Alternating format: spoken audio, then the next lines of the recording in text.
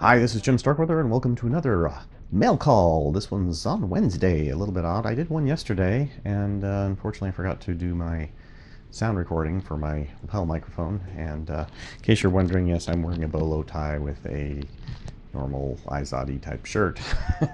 But I needed something to put this stupid clip on because it just doesn't really want to work unless you're wearing a tie.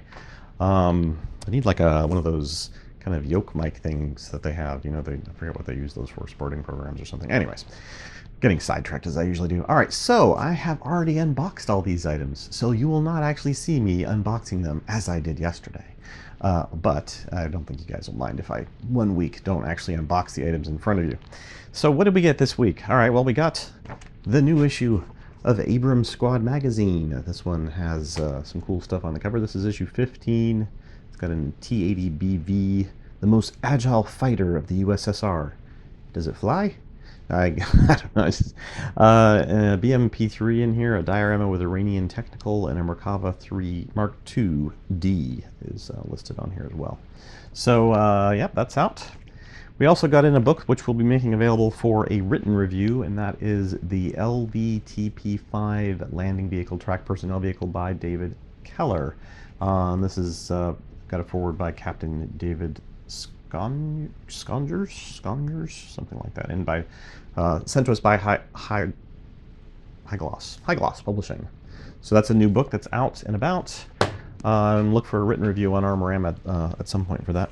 VideoAviation.com sent us their new MHU-12 munition trailer, and that is in 1/72nd scale, as you can see. Has various different armaments and things on it, as well as bombs and Sidewinder missiles, or air-to-air missiles, and some kind of missile I don't recognize. Then MiniArt sent us their new items, which include the German tank crew at rest. Now, don't they actually have other German tank crew at rest? Maybe this, I can't believe this is the first German tank crew at rest figure set they put out, but maybe not. I'm just thinking they should start like numbering these, because sometimes they have like very similar, you know, titles or something. I know obviously the stock number is different. This one's 35198, and that one's in 1/35th scale. Obviously, there's the actual figures on the back, I think. So you can see they're pretty close to the box art, it looks like. Very close, almost exact. And then they also sent us the tram crew with passengers, a civilian, mostly civilian. There we've got a couple of military guys as well. Look like, I don't recognize those uniforms. Maybe they're actual tram officers, and this is like the ticket lady at the tram thing. I don't know. Maybe people who are familiar with the historical stuff back then can let me know. Then they also, of course, got their much anticipated T-44M release. So this is, I believe, is this the first T-44, or they've already had a T-44 out? I can't remember, to be honest. And this one is 37002. It's a very tall box. So pretty hefty amount of plastic in it as well. And then they sent us, obviously, the also much anticipated Su-122 initial production, and this one has a full interior kit as well, and it's in 1/35th scale. Stock number 35175. So that is out too, and also in a rather tall box with quite a bit of plastic content in there. So, and additionally, AK sent us products. Now we have a bunch of new things, like we've got the re-emergence of the Abelung. I'm not sure how you say that in German, but yeah, the thing that usually meant some kind of divisional thing, didn't it?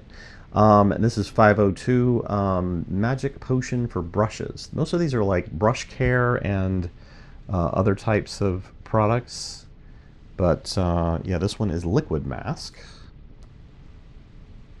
And this one, let me see if I can read what it says on here, because I'm not really sure what all these things do. This one is apply to brush on the areas you want to remain unpainted. Okay, so yeah, just a masking agent, basically. So that's pretty cool. And they also have intermediate Gauzy agent, a shiner enhancer, which is for clear plastics, I think, to make them even shinier, as well as glass coat Gauzy agent. And then they sent a couple of other interesting things. The hand purifier, or the purifier hand cleanser, which is kind of this green gel, as you can see. Very cool packaging. And then in the Abteilung 502 series, the Magic Gel for Brushes, ABT 114, I think is the stock number on that. And again, that's a kind of a brush maintainer, I think, or something like that. Hold on. Let's see. To keep the brush tip sharp and protected, ready for the next use. Yeah, so it is what I thought it was. Maintenance. I talked about these yesterday, obviously, in the video. And then lastly, we got in a new Meng set by AK, and that is the World War I Vehicles Meng Camouflage Colors Volume 2. Looks like it includes things like olive drab and British khaki, sorry, khaki green, French light brown, French brown, and French green. So it's nice shot there of the one of the recent releases. Plus, they've got some nice camouflage options on the back there as well for different tanks. All right, well that's pretty much what we got in this week. A couple of announcements, I guess. I am going to be gone for 2 weeks in about a week and a half, so there will be a kind of gap of content. I'm going to try to put as much stuff out as I can before then, so kind of expect a bit of a flurry of things, hopefully. If you are new to the channel and watching one of these videos for the first time, you can check below in the description. I usually try to put the link to our how do you get samples, and why do you get all these samples, and why are you showing me things on these things. And yeah, basically we get a lot of samples from manufacturers, which we then put up reviews and other features and content for on our sites. And our sites include things like Armorama.com, or sites like Armorama.com, Aeroscale, Model Shipwrights, Auto Modeler, Model Geek, and a few others. So yeah, the information for that will be down below. I don't know what else I can tell you other than still working on the Scharnhorst, trying to get the hull sanded down and evened out so you can kind of see what's involved with that as well before I do the kind of inboxy / partial build review of that.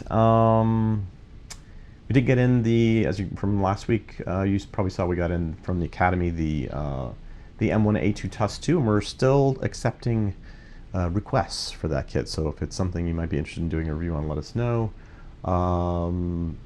Yeah, so definitely. We will see you next time. Hopefully I don't get like a large box dropped on me next week, but probably next week, I'm guessing, will be the last, if we have a mail call video, will be the last one for a couple of weeks or more. So we will see you next time, though, on Mail Call.